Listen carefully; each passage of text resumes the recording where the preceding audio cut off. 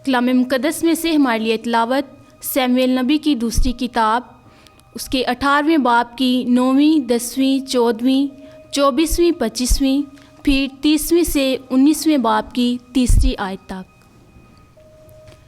और ऐसा हुआ कि अबशलूम दाऊद के हादमों को मिल पड़ा, और अबशलूम एक खच्चर पर सवार था, और वो खच्चर एक बड़े घने बलूत की शाहों के नीचे घुसा, तो उसका सर बलूत में अटका, और वो आसमान और ज़मीन के दरमियान लटक गया, और खच्चर उसके नीचे से निकल गया।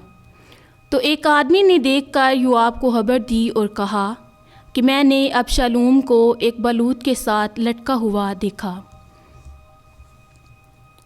योआब ने कहा, इस तरह मैं तेरे सामने देर ना करूँगा। लिहाजा उसने 3 बाले हाथ में पकड़े और उनसे अबशलूम के दिल को छेदा, और अभी वो बलूत के दरमियान जिंदा ही था। और दाऊद दोनों फाटकों के दरमियान बैठा हुआ था, और एक पहरादार दीवार के फाटक की छत पर चढ़ा और नज़र उठाई तो देखा कि एक आदमी दौड़ता हुआ आता है। तो पहरादार ने चिल्ला के बादशाह को खबर दी। बादशाह ने कहा, अगर वो अकेला है तो उसके मुंह में कोई खुशखबरी है, और वो दौड़ता हुआ नज़दीक आया।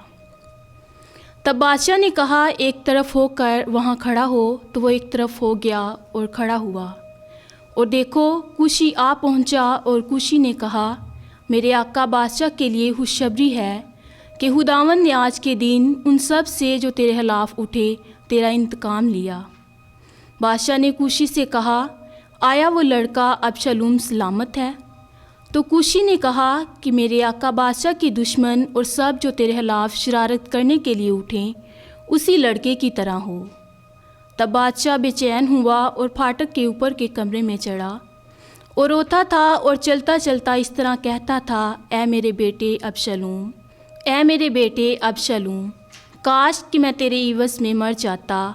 ऐ अबशलूम मेरे बेटे, ऐ मेरे बेटे। और योआब से कहा गया, देख बादशाह रोता है और अबशलूम के लिए मातम करता है। तो फतह उस रोज़ सब लोगों के लिए मातम बन गई, क्योंकि लोगों ने उस रोज़ ये कहते सुना कि बादशाह अपने बेटे के लिए गमगीन है, और लोग उस दिन कतराते हुए शहर में दाखिल होते थे। पाक कलाम के पढ़े और सुने जाने पर खुदावंद की बरकत हो। खुदावंद का शुक्र हो।